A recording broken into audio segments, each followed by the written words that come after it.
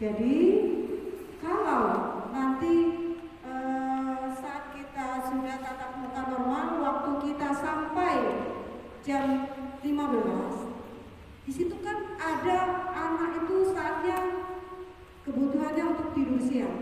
Bolehkah kita berikan waktu? Boleh. Boleh kita akan berikan waktu. Kasih waktu 15 menit atau 10 menit. Ya, silakan. Kalau memang dia ngantuk, jangan nanti ada tiba-tiba salah, misalnya guru memukul anak itu karena tidur di waktu itu tidak boleh. Itu sudah masuk ke restitusi untuk penanganan kita. Jadi kasihkan waktu. Silakan nak, kalau memang ngantuk tidak masuk juga belajar ini. Keren nggak Bapak Ibu? Itu kajian wawancara, ya. Nah, selanjutnya, ya ini budaya positif. Budaya positif itu adalah nilai-nilai keyakinan dan kebiasaan di sekolah yang berpihak pada murid. Tapi memang Bapak Ibu untuk memberikan budaya positif ini tidak serta-merta. Jadi kita butuh proses yang memang harus kita jalani, karena kita akan mengarah ke arah yang lebih baik. Menuntun siswa itu pada kodratnya sendiri, pada keadaan zaman sendiri, ya. Kalau zamannya sudah memang main game, bagaimana kita mensiasatinya? Boleh dong guru itu membuat media pembelajaran menggunakan game. Kalau saya pakai Zapeto itu adalah salah satu permainan. Ya, permainan. Jadi boleh Bapak Ibu guru boleh memasukkan permainan di situ di dalam pembelajaran. Ya. Selanjutnya, apa tujuan kita melakukan restitusi atau budaya positif itu? Agar apa? Untuk menumbuhkan karakter anak. Karakter anak yang seperti apa? Ya.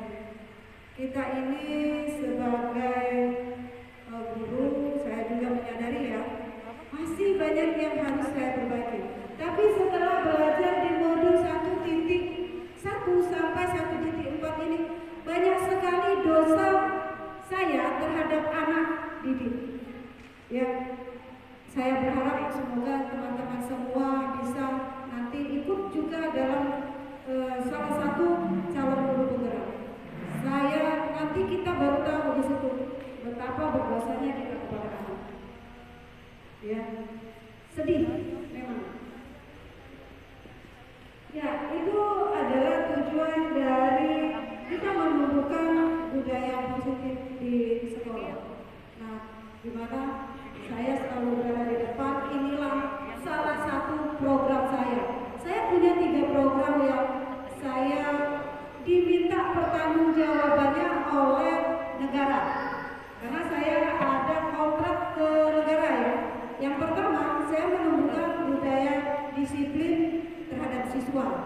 Yang kedua, saya menumbuhkan beriman bertakwa kepada anak. Saya lihat karena saya baru di sini, baru jalan 4 tahun.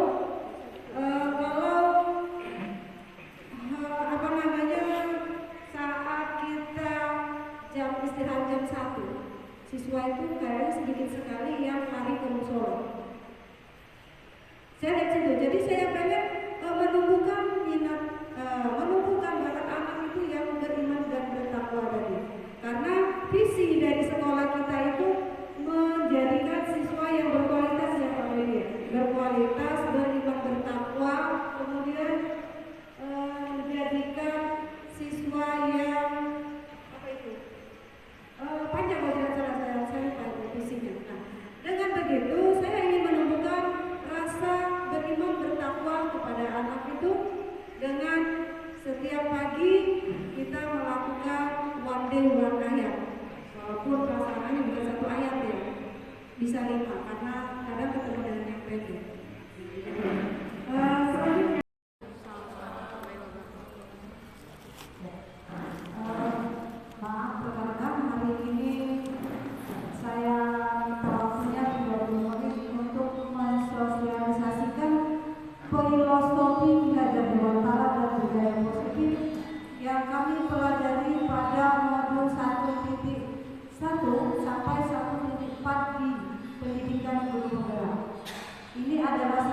satu tugas kami mensosialisasikan filosofi Ki Hajar Dewantara budaya positif ini kepada semua rekan guru. Terima kasih kepada rekan-rekan yang sudah hadir. Alhamdulillah saya diberikan kesempatan untuk mensosialisasikan modul yang sudah kami pelajari.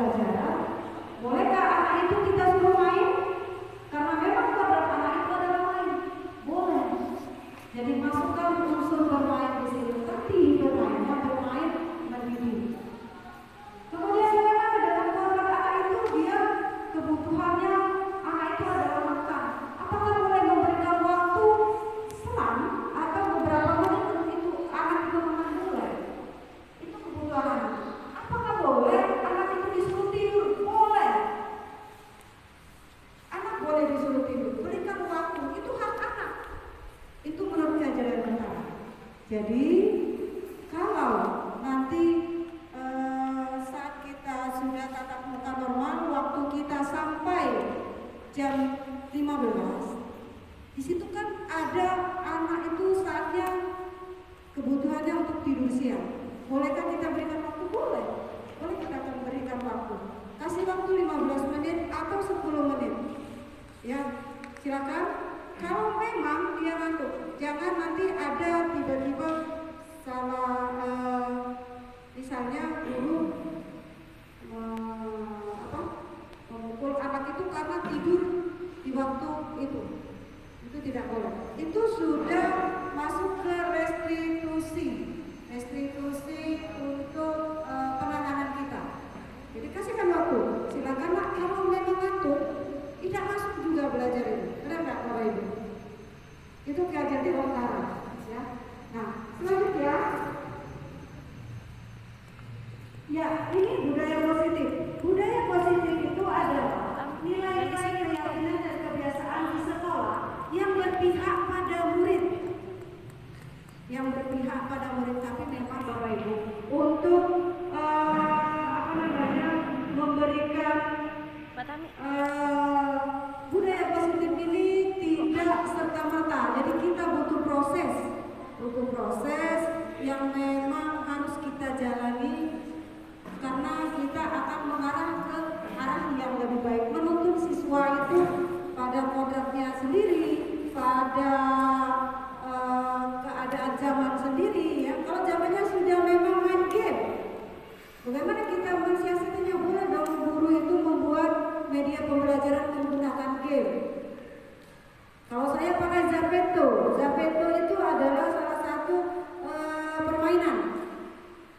ya permainan. Jadi boleh Bapak Ibu guru boleh memasukkan permainan di situ di dalam pembelajaran. Ya. Selanjutnya, apa tujuan kita melakukan restitusi atau budaya positif itu? Agar apa? Untuk menumbuhkan karakter anak, menumbuhkan karakter anak yang seperti apa? Ya.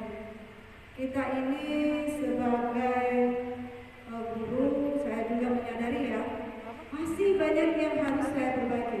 Tapi setelah belajar di modul 1.1 sampai 1.4 ini, banyak sekali dosa saya terhadap anak didik. Ya, saya berharap semoga teman-teman semua bisa nanti ikut juga dalam salah satu calon guru penggerak. Nanti kita baru tahu di situ betapa berdosanya kita kepada anak. Ya, sedih memang. Ya, itu adalah tujuan dari kita menumbuhkan budaya positif di sekolah. Nah, di mana saya selalu berada di depan ini. Baik Bapak Guru, ini adalah profil pelajar Pancasila. Profil pelajar Pancasila ini adalah yang pertama adalah beriman bertakwa kepada Tuhan Yang Maha Esa, kemudian berakhlak mulia.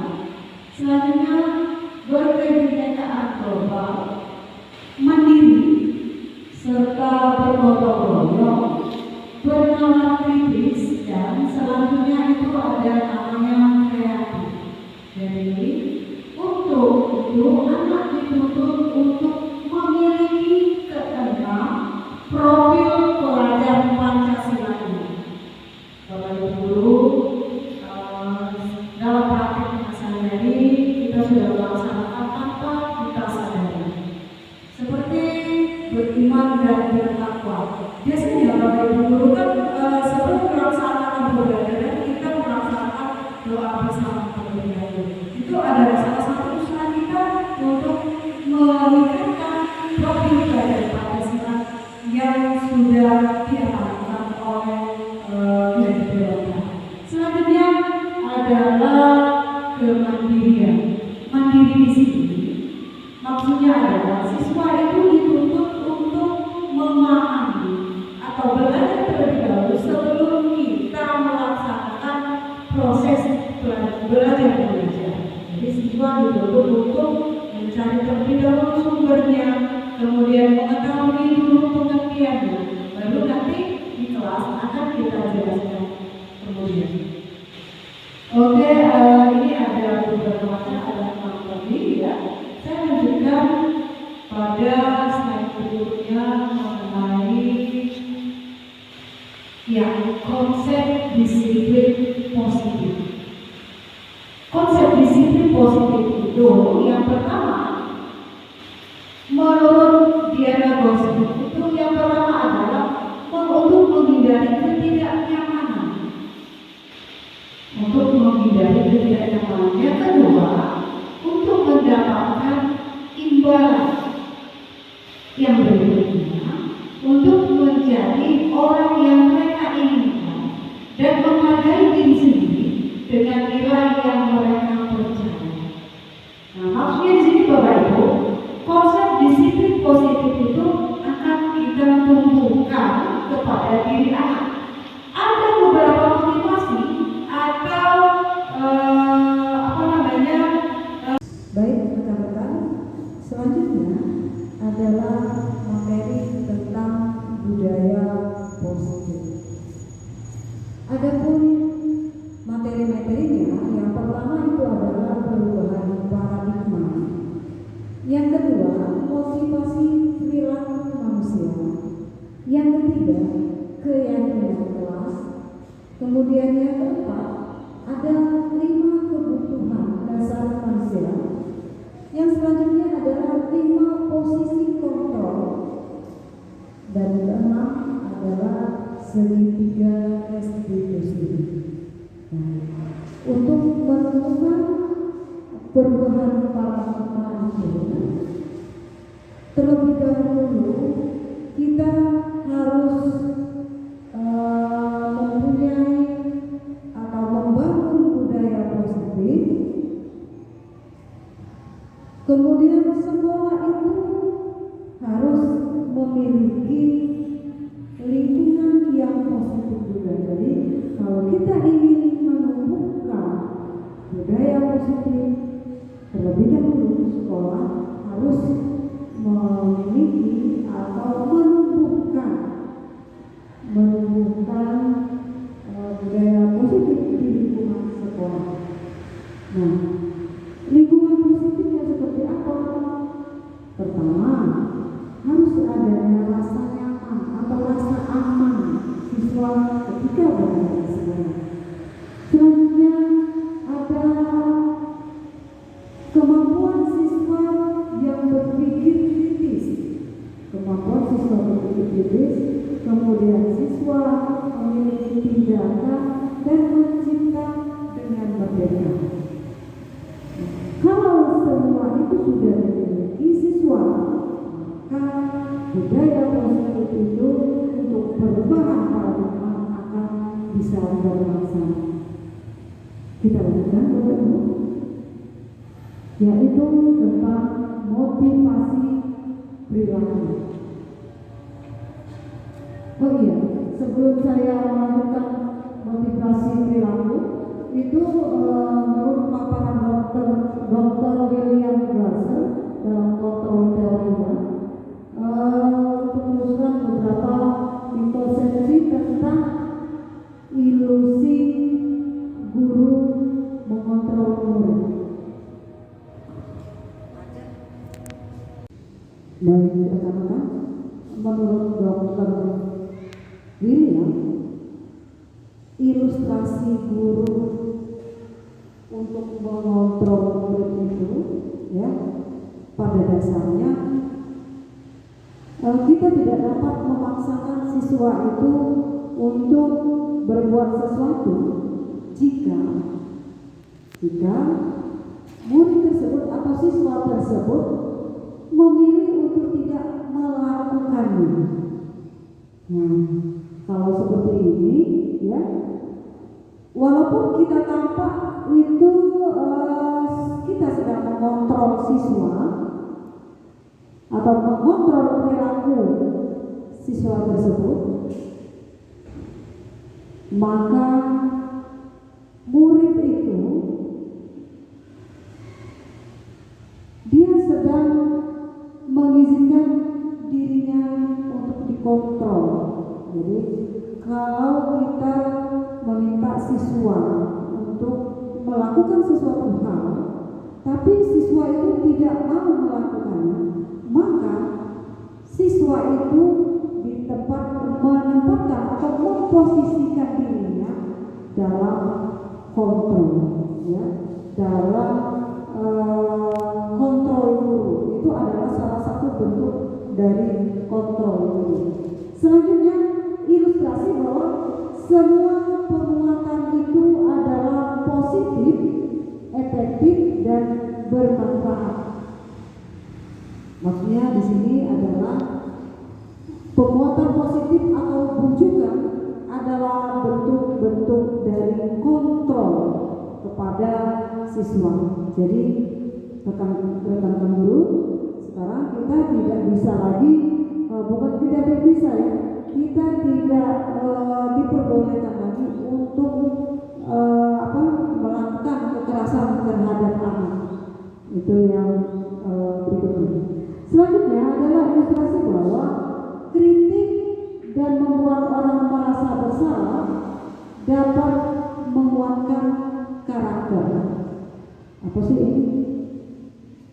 Nah, kalau kita menggunakan kritik dan rasa bersalah untuk mengontrol murid menuju pada identitas yang gagal, mereka belajar untuk merasa buruk tentang diri mereka. Mereka mengembangkan dialog diri yang negatif. Kadang sulit bagi guru untuk mengidentifikasi indikasi bahwa mereka melakukan perilaku itu atau sering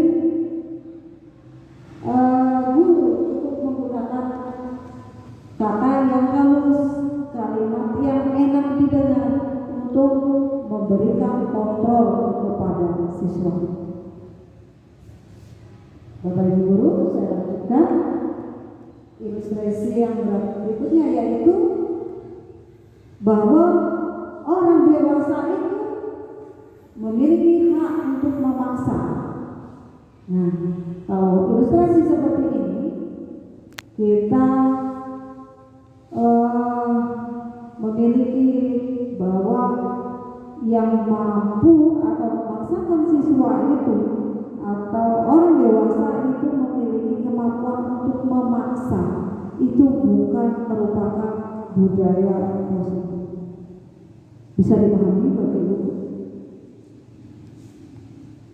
Baik, kalau sudah dipahami, kita lanjutkan. Bapak Ibu, saya lanjutkan dengan stimulus respon lawan teori kontrol, kemudian pandangan tentang dunia. Stimulus respon tentang dunia itu yang pertama adalah realitas, kemudian semua orang memiliki hal yang sama. Selanjutnya kita mencoba untuk mengubah orang agar berpandangan sama dengan kita. Selanjutnya, perilaku buruk dilihat sebagai suatu kesalahan. Beranggapan bahwa stimulus respon itu orang lain bisa mengontrol saya. Saya bisa mengontrol orang lain, kemudian pemaksaan pada saat rujukan gagal dan model pemikiran menang dan kalah. Teori kontrol tentang dunia itu realitas atau kebutuhan kita berbeda, kemudian setiap orang itu memiliki gambaran yang berbeda. Kita berusaha untuk memahami pandangan orang lain tentang diri kita atau tentang dunia, kemudian memahami bahwa semua perilaku itu memiliki tujuan. Ya, semua perilaku itu memiliki tujuan. Beranggapan bahwa hanya Anda yang bisa mengontrol diri Anda sendiri. Beranggapan bahwa Anda tidak bisa mengontrol orang lain, kemudian kolaborasi dan konsensus menciptakan pilihan-pilihan baru. Teori kontrol, model pemikiran menang dan menang. Ya. Saya lihat Bapak rekan-rekan. Selanjutnya yaitu motivasi perilaku manusia. Dia motivasi perilaku manusia ini yang tadi yang saya sampaikan, ya, pada awal pada yang terlebih dahulu tadi, itu adalah motivasi-motivasi seperti ilustrasi yang memotor murid, kemudian ilustrasi bahwa semua penguatan positif, efektif dan bermanfaat itu merupakan perubahan paradigma dengan motivasi perilaku manusia. Selanjutnya, berikutnya yaitu keyakinan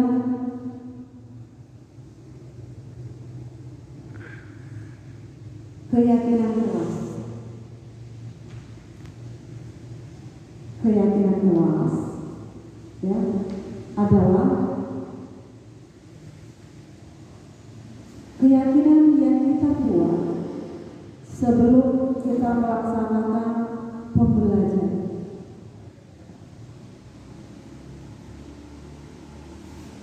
Keyakinan kelas ini harus kita sepakati terlebih dahulu antara guru dan siswa. Keyakinan kelas itu berupa apa yang diinginkan oleh siswa saat proses belajar mengajar berlangsung. Itu keyakinan ya. Jadi sebelum kita melakukan proses belajar mengajar, kita buat dulu keyakinan kelas. Mau dibuat seperti apa kelas kita itu? Kita buat kesepakatannya. Kemudian, mengapa kita memiliki peraturan tentang penggunaan helm saat mengendarai roda 2? Mengapa? Untuk keselamatan. Oke, baik. Nah, begitu juga dengan keyakinan kelas. Kenapa kita membuat keyakinan kelas? Dengan keyakinan kelas, kita berharap bahwa kelas yang kita kelola atau kelas yang kita ajarkan itu ada peraturan-peraturan yang harus dilaksanakan oleh siswa atau ada yang harus ditaati oleh siswa. Jadi jawabannya seperti itu ya. Kenapa kita harus membuat keyakinan kelas bukan berupa peraturan kelas?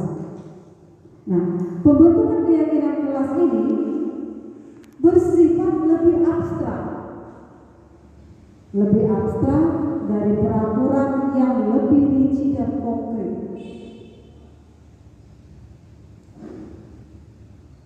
Keyakinan kelas itu dibuat berupa pernyataan yang universal.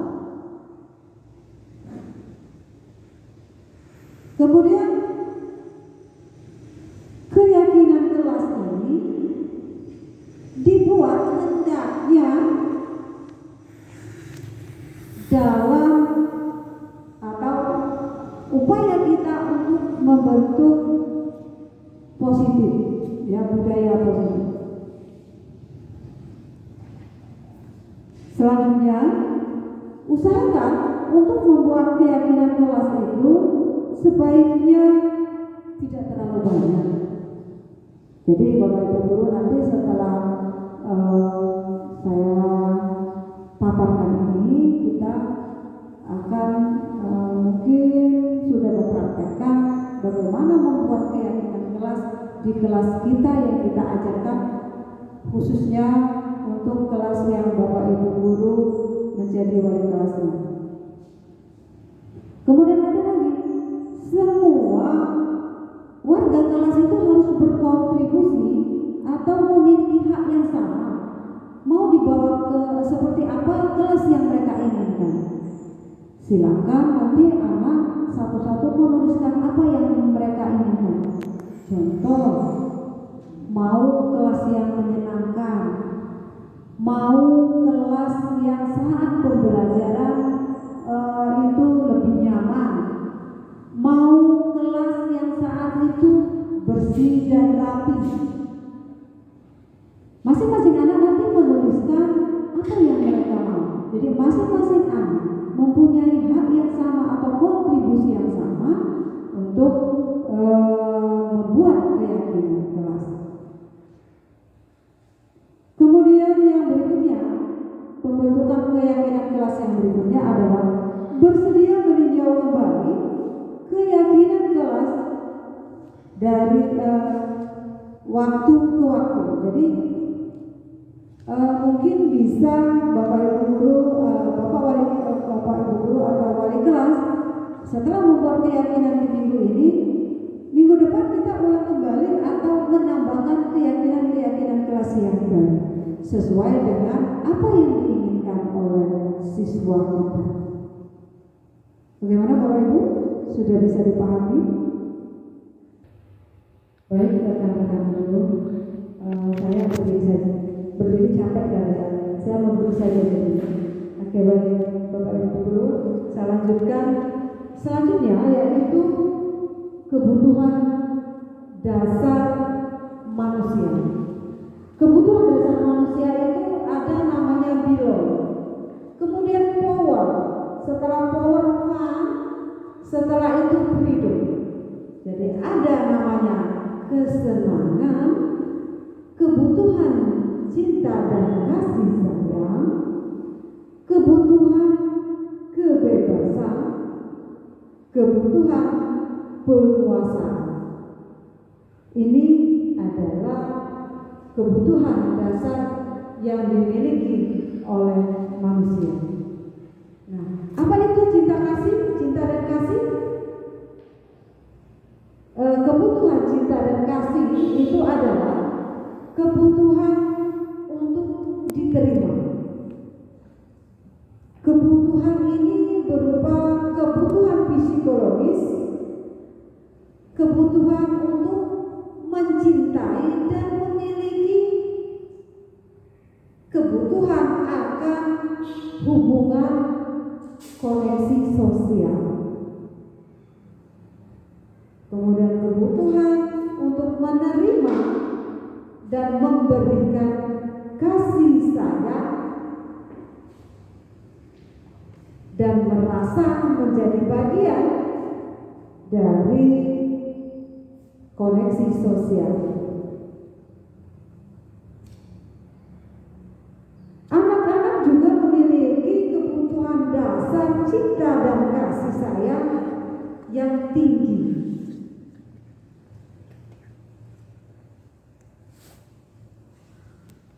Anak-anak biasanya lebih akrab dengan orang tuanya.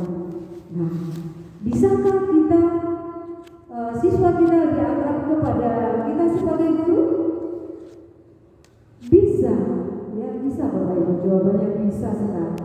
Ya, tanpa kita sadari, anak-anak didik kita ini merasakan kalau kita memperhatikan mereka, mereka akan juga memperhatikan kita. Ya, Bapak Ibu, karena memang kebutuhan manusia itu adalah kebutuhan cinta dan kasih sayang. Jadi Bapak Ibu jangan sungkan-sungkan menyatakan bahwa atau mengatakan bahwa kata-kata sayang itu bukan untuk siswa kita. Ya, kata-kata sayang itu Bapak Ibu guru jangan terlalu mahal. Maksudnya seperti ini. Apakah kita tidak boleh menggunakan kata-kata sayang itu kepada anak kita? Boleh ya. Anak itu begitu senang sekali apabila kita katakan sayang. Ada apa nak? Kenapa sayang? Benar nggak Bapak Ibu guru? Bapak Ibu guru mengalaminya hal yang demikian bukan? Ya, anak lebih senang diperhatikan, lebih senang dipuji. Nomor satu, itu adalah salah satu bentuk perhatian cinta dan kasih sayang. Bapak Ibu, rekan kerja sekalian, ini yang dinamakan cinta dan kasih sayang. Kebutuhan akan cinta dan kebutuhan akan kasih sayang itu adalah milik semua, bukan hanya kepada sesuatu.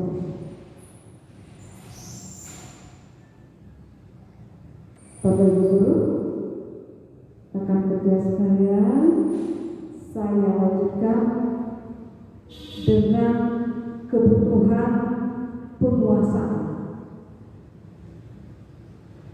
Apa sih kebutuhan penguasaan itu?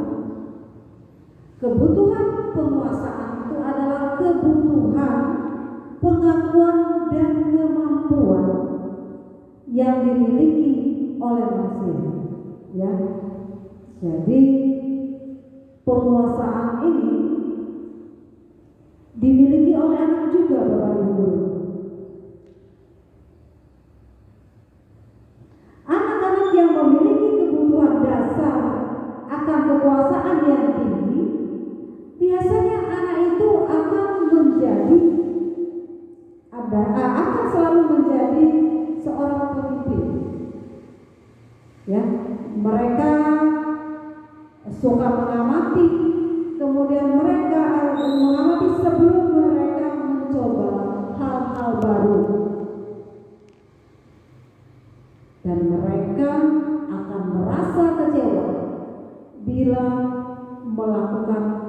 bersama. Ini adalah kebutuhan pengakuan dan kebutuhan atas kemampuan dan kebutuhan pengakuan atas kemampuan. Selanjutnya kebutuhan dasar yang berikutnya adalah kebebasan. Maksudnya di sini adalah ya, kebutuhan akan pilihan.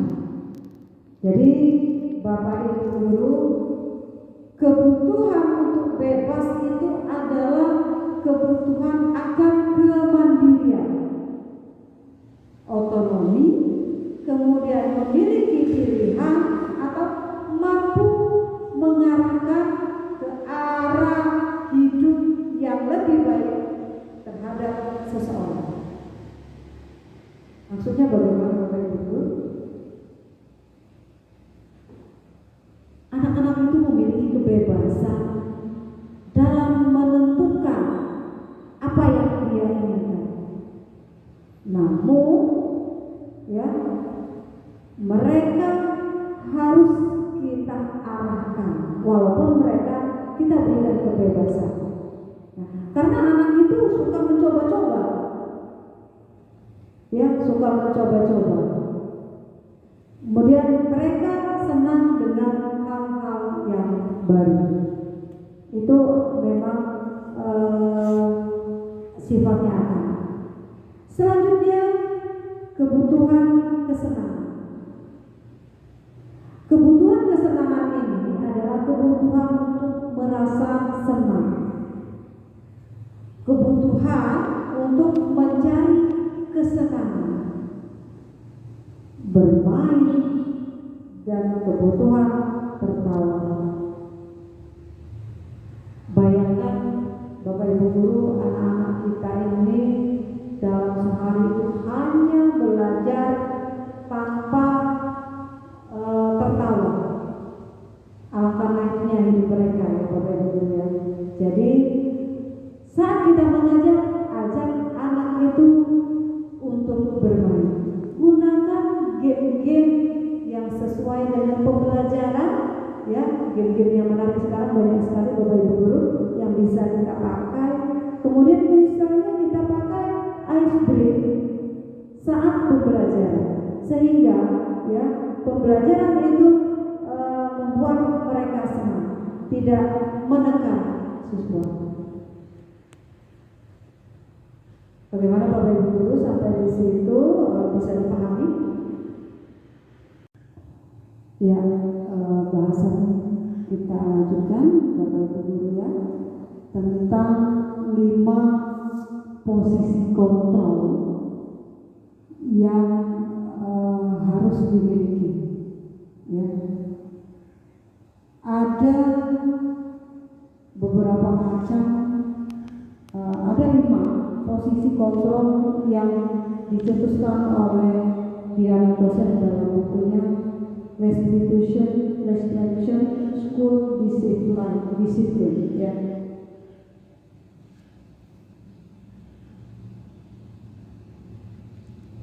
Dia mengungkapkan bahwa guru perlu meninjau kembali penerapan disiplin di dalam ruang-ruang kelas selama ini. Apakah telah efektif? Apakah sudah berpusat kepada kemerdekaan dan kemandirian murid? Kemudian bagaimana dan mengapa? Serta melalui serangkaian riset dan bersandar pada teori kontrol yang dimiliki oleh William Gibson, maka dia memilih berkesimpulan ada 5 kontrol yang dimiliki atau yang harus diterapkan oleh seorang guru. Yang pertama adalah penghubung. Posisi kontrol guru sebagai penghubung. Yang kedua, posisi kontrol guru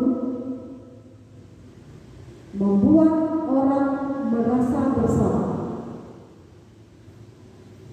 Yang ketiga, posisi kontrol sebagai teman. Yang keempat, posisi kontrol sebagai monitor atau pemantau.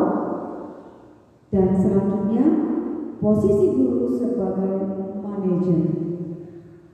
Nah, untuk lebih jelasnya kita akan lihat, akan kita bahas mengenai posisi guru pada bagian yang pertama, yaitu sebagai seorang penghukum. Nah, namanya seorang penghukum bisa menggunakan hukuman fisik maupun hukuman verbal. Orang-orang yang melaksanakan atau menjalankan posisi penghukum senantiasa mengatakan bahwa sekolah itu memerlukan sistem atau alat yang dapat untuk menekan murid-murid lebih dalam lagi. Guru yang menerapkan posisi penghukum, jelas dia akan berkata, patuhi aturan saya, atau awas dia, kamu itu selalu saja salah.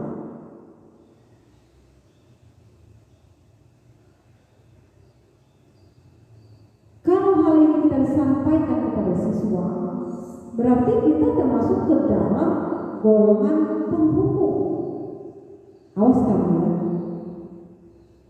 Aturan itu dibuat untuk ditaati, bukan untuk dilanggar. Awas kamu. Kalau kata-kata seperti itu, berarti kita termasuk ke dalam guru yang memposisikan dirinya sebagai penghukum. Nah, Bapak Ibu, nanti setelah kita bahas semua, baru tahu nanti kita di posisi mana. Karena ada 5 posisi yang akan kita bahas. Selanjutnya, posisi yang kedua itu membuat orang merasa bersalah. Nah, pada posisi ini biasanya guru akan bersuara lembut dan membuat orang merasa bersalah seakan-akan dengan menggunakan keheningan, dan mereka membuat siswa yang diberikan coaching itu merasa tidak nyaman. Jadi gunakan kata-kata yang lembut, kemudian atau justru mendiamkan mereka. Nah, pada saat itulah posisi kita itu adalah membuat orang merasa bersalah.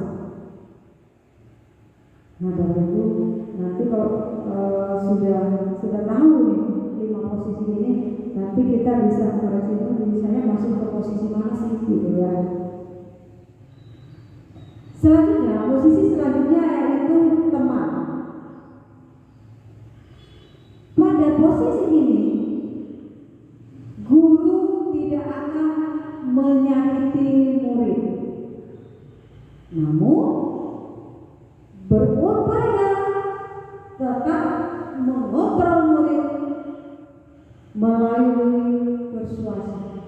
Jadi kita sebagai teman, walaupun sebagai teman tetap mengontrol, ya, tetap mengontrol, posisikan diri kita ini sebagai teman bagi siswa kita.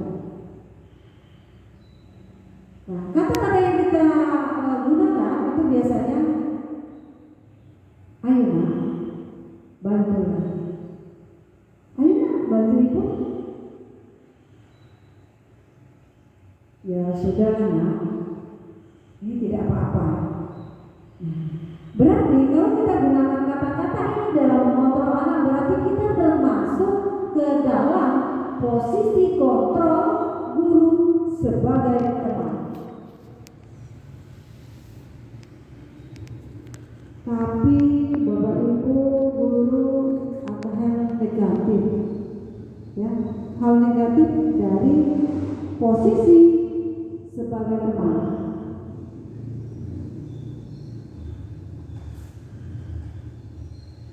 Apa itu hal positifnya?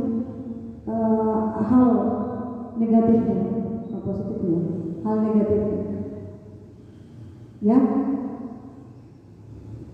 Hal negatifnya itu adalah dari posisi teman, bila suatu saat guru tersebut tidak membantu murid, maka murid akan kecewa dan berkata, pastinya ini ya, pasti berkata ya, saya pikir bapak atau ibu itu adalah teman saya, dan otomatis murid itu akan merasa sangat kecewa. Terus apa nanti selanjutnya? Selanjutnya anak itu akan, karena anak itu kecewa, maka anak itu tidak mau lagi berusaha. Bapak Ibu guru ya, anak itu tidak akan mau lagi berusaha karena dia sudah merasa kecewa. Berarti kalau kita memposisikan diri kita sebagai teman kepada siswa, posisikan sesuai dengan apa yang kita laksanakan, apa yang kita lakukan. Bisa Bapak Ibu guru? Sudah bisa posisi guru kita, diri kita ini sebagai guru di mana? Sudah bisa mereka-mereka kira-kira? Sudah 3 yang saya jelaskan tadi?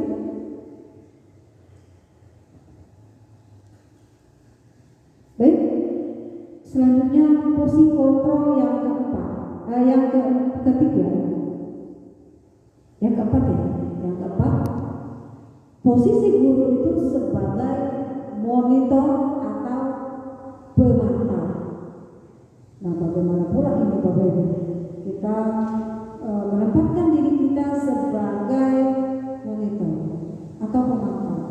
Jadi tempatkan diri kita ini sebagai pengawas atau mengawasi siswa kita. Jadi di dalam pengawasan itu ada tanggung jawab atas perilaku yang orang-orang yang kita awasi. Posisi ini ya, ada kita menggunakan peraturan-peraturan dengan nanti pada akhirnya kita melakukan atau menggunakan sanksi atau konsekuensi. Biasanya kata-kata yang dipakai oleh seorang monitor itu atau monitor atau pemantau itu adalah peraturannya apa? Apa sih nak yang kamu lakukan sekarang? Apa yang sudah kamu lakukan?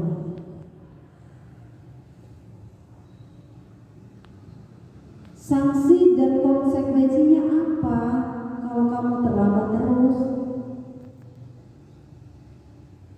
Sudah tahu kan konsekuensinya? Nah, kalau kata-kata itu kita ucapkan, berarti kita memposisikan diri kita sebagai posisi guru yang monitor atau pemantau. Selanjutnya Bapak Ibu guru yang kelima. Kelima itu adalah manajer. Manajer ini adalah posisi mentor di mana guru berbuat sesuatu bersama dengan muridnya, kemudian muridnya dipersilakan untuk mempertanggungjawabkan perilakunya. Kemudian mendukung murid agar dapat menemukan solusi atas permasalahan dirinya sendiri. Nah, jadi gimana ini Bapak Ibu? Kira-kira apa sih kata-kata yang cocok untuk seorang manajer? Yang posisi guru sebagai manajer itu seperti apa? Kata-katanya. Biasanya kata-kata yang dipakai itu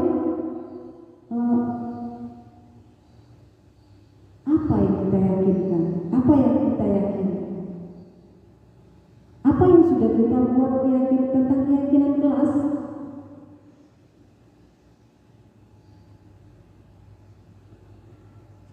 Jika kamu meyakininya, kenapa kamu tidak bersedia untuk memperbaikinya?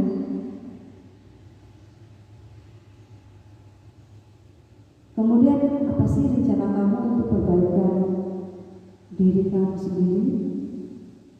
Itu adalah kata-kata yang biasa dipakai saat guru menempatkan dirinya sebagai posisi yang kelima, yaitu posisi kontrol. Sampai di sini Bapak Ibu guru sudah bisa dipahami materi yang saya sampaikan. Ya Bapak Ibu, bahasanya saya lanjutkan ke materi budaya positif yang bagian ke-6, yaitu segitiga restitusi. Bapak Ibu, kebiasaan kita ini ya, bila ada orang yang berlaku sama pada kita, biasanya kita langsung memaafkan atau membuat mereka merasa bersalah. Benar nggak Bapak Ibu?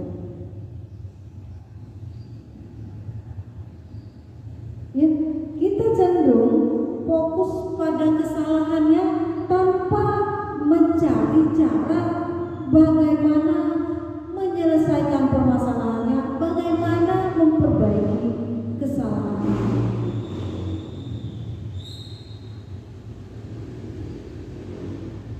Nah, karena itu ya, kita sebagai guru itu harus membuat satu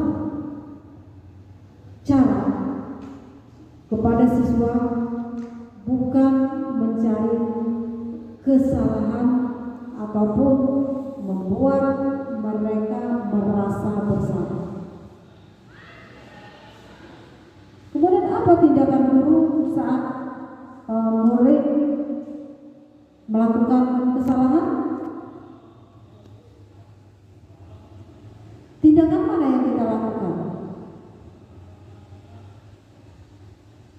Ya. Untuk lebih jelasnya saya akan jelaskan dulu apa itu segitiga restitusi.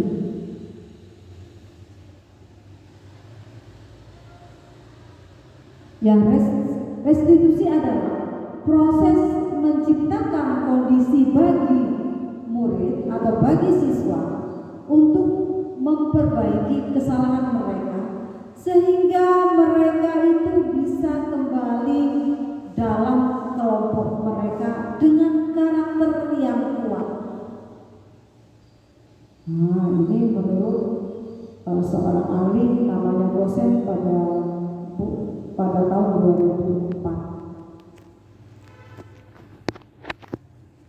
Kalau menurut Clemson Gassen, restitusi itu proses kolaborasi yang mengajarkan anak-anak untuk mencari solusi untuk permasalahan dan membantu murid berpikir tentang bagaimana atau seperti apa yang mereka inginkan dan bagaimana mereka harus memperlakukan orang lain. Itu menurut Lesson ya, pada tahun 96. Jadi institusi ini membantu murid untuk mencapai atau untuk menjadi lebih memiliki tujuan, memiliki disiplin positif, dan memulihkan dirinya sendiri setelah berbuat salah.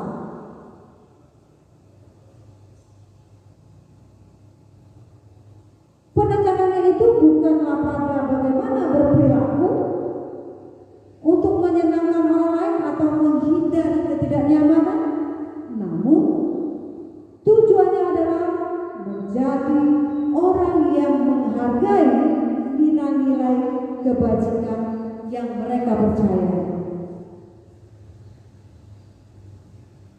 Itu adalah restitusi, ya Bapak Ibu.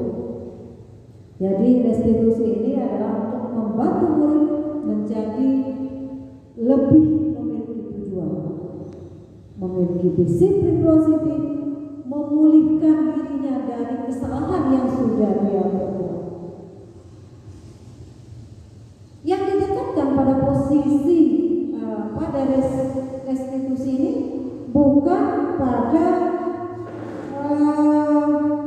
bagaimana perilaku orang itu untuk menyenangkan orang lain, tapi bagaimana cara menilai kebajikan dan kebaikan yang mereka percaya.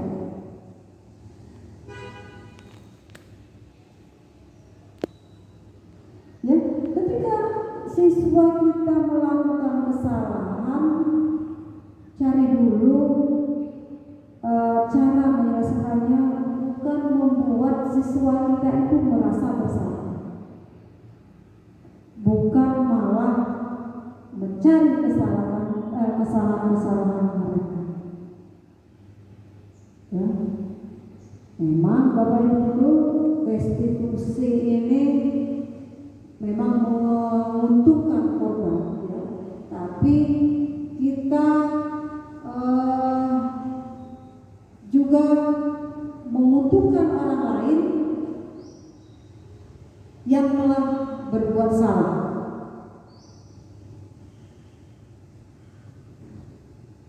Ini sesuai dengan prinsip teori kontrol yang sudah kita pelajari tadi, ya Bapak Ibu. Teori kontrol yang diucapkan oleh William Glasser tentang solusi menang-menang.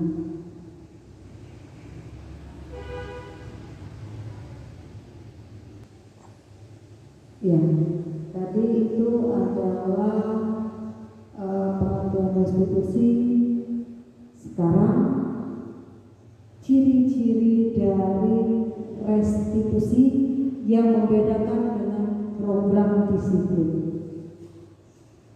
Yang pertama itu adalah restitusi itu bukan untuk menebus kesalahan, namun untuk belajar dari kesalahan.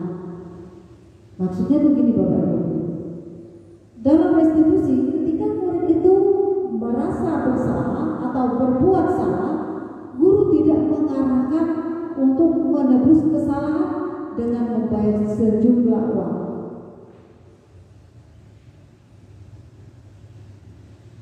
Memperbaiki kerugian yang mereka timbulkan atau sekedar meminta maaf. Karena kalau fokus ke sana, maka murid yang berbuat salah akan fokus pada tindakan atau menebus kesalahan dan menghindari ketidaknyamanan. Ya, bukan pada upaya perbaikan diri, hanya lebih bersifat internal.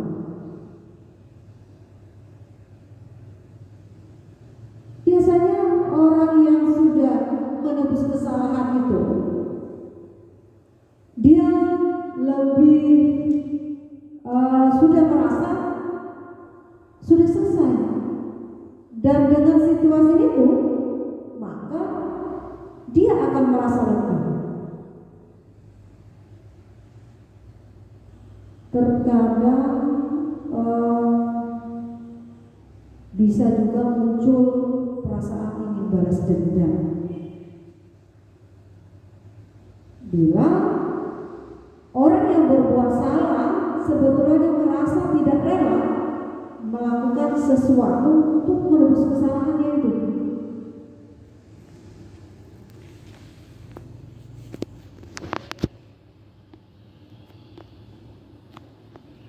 Ya, jadi kalau dia menebus kesalahannya itu dengan membayar kerugian atau dengan sekedar meminta maaf, terkadang akan muncul perasaan ingin balas dendam. Apabila yang membuat kesalahan itu sebetulnya mereka merasa tidak harus melakukan hal itu.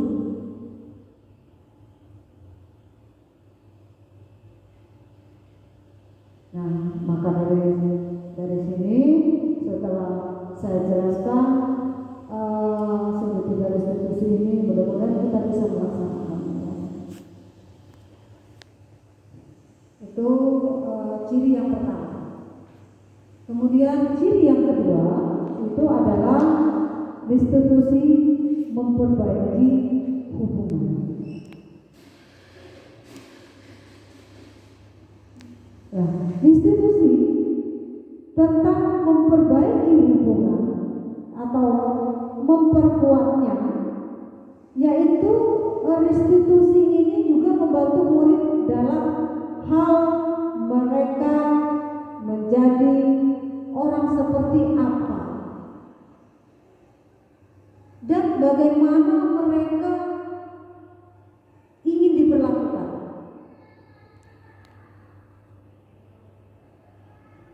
Pada restitusi memperbaiki hubungan ini adalah berupa proses refleksi dan pemulihan situasi.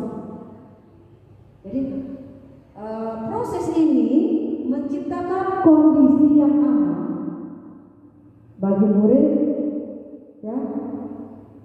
Kemudian membuat murid itu menjadi jujur pada diri mereka sendiri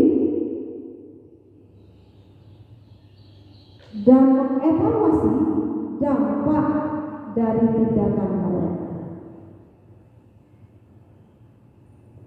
Kemudian mereka bisa berpikir tentang apa yang dilakukan untuk menebus kesalahan pada orang yang menjadi korban. Itu adalah restitusi memperbaiki hubungan. Jadi pada restitusi memperbaiki hubungan itu adalah bagaimana proses terciptanya kondisi yang aman bagi murid, ya, untuk menjadi jujur pada diri mereka sendiri. Restitusi selanjutnya adalah tawaran bukan paksa. Nah, untuk ini restitusi yang dipaksa bukanlah restitusi yang sebenarnya, tapi berupa konsekuensi.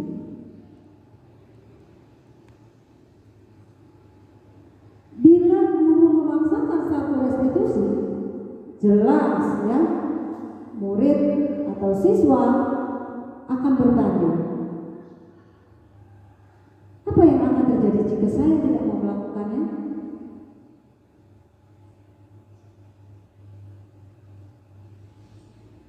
Jadi restitusi itu adalah tawaran bukan paksaan. Jadi jangan memaksa, Bapak Ibu, ya, jangan memaksa. Selanjutnya restitusi menuntut untuk melihat ke dalam diri. Maksudnya seperti apa ini? Melihat ke dalam diri. Ya. Restitusi ini akan adanya ketidakselarasan antara tindakan murid yang membuat kesalahan dengan keyakinan mereka tentang orang seperti apa yang mereka inginkan. Nah, untuk membimbing proses pemulihan, ya, guru bisa bertanya kepada mereka, apa yang kamu mau?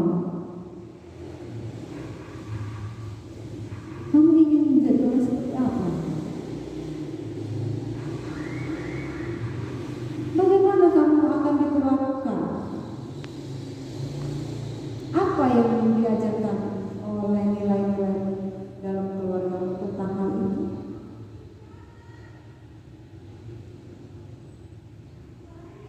Jadi kita tidak menciptakan rasa bersalah pada diri anak dengan bertanya seperti itu. Kita lihat saja, ya, kalau guru melihat rasa bersalah di wajah muridnya, maka guru harus cepat-cepat berkata, tidak apa-apa kok, berbuat salah, tapi segera minta maaf. Memang restitusi ini berat untuk guru ya, tapi harus dilaksanakan. Selanjutnya, restitusi mencari kebutuhan dasar yang mendasari tindakan. Nah, untuk mencari atau untuk membantu murid mengenal kebutuhan dasarnya, guru harus meminta mereka mengenali perasaan mereka. Perasaan sedih, perasaan kesepian menunjuk pada kebutuhan dasar cinta dan kasih yang tak terpenuhi. Kemudian perasaan terpaksa atau terlalu banyak beban, kemudian kekurangan kebutuhan akan kebebasan, ya, semua kebutuhan itu harus caranya kita melakukan restitusi itu dengan mendasari tindakan. Berikut adalah restitusi diri adalah cara yang baik. Restitusi diri cara yang baik itu pada restitusi ini siswa dituntut untuk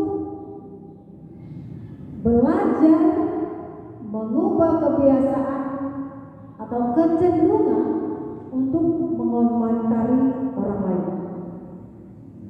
Jadi dia harus mengomentari dirinya sendiri dulu. Ya. Jadi kata Dr. William itu, orang yang berbahagia itu adalah orang yang mengevaluasi dirinya sendiri. Nah, orang yang tidak bahagia, dia akan mengevaluasi diri orang lain. Nah, ini menurut Dr. William Glasser.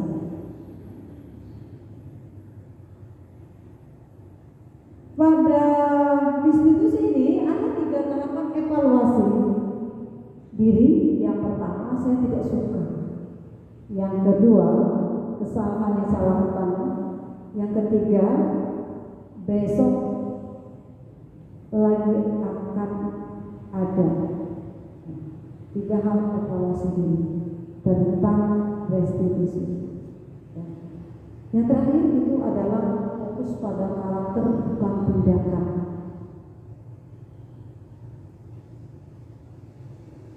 Nah, pada restitusi ini ya, murid itu akan menyadari dia seorang yang seperti apa.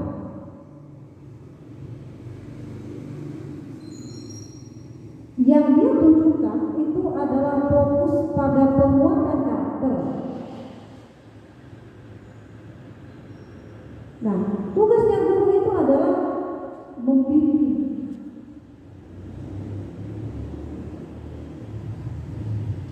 Kemudian kepada guru tidak mempermasalahkan apa yang dia lakukan pada hari itu. Kesalahan apa yang dia lakukan.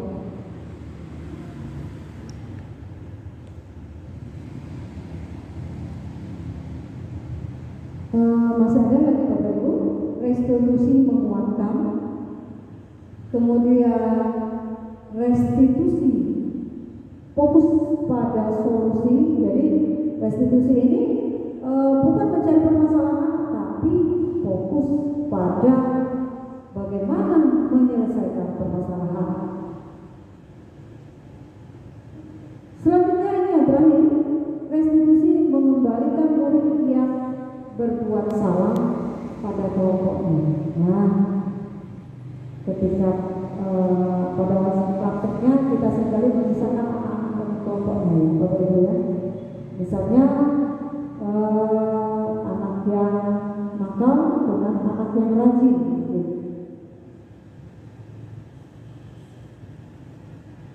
Kalau anak yang nakal mungkin pengelompokannya lain, kemudian anak yang pintar tidak seperti itu sekarang Bapak Ibu. Jadi anak itu kita berikan kebebasan, ya, kita berikan kebebasan untuk membangunkan diri di dalam kelompok masing-masing. Ya, untuk segitiga distribusinya sampai di sini. Kemudian saya lanjutkan ke slide berikutnya.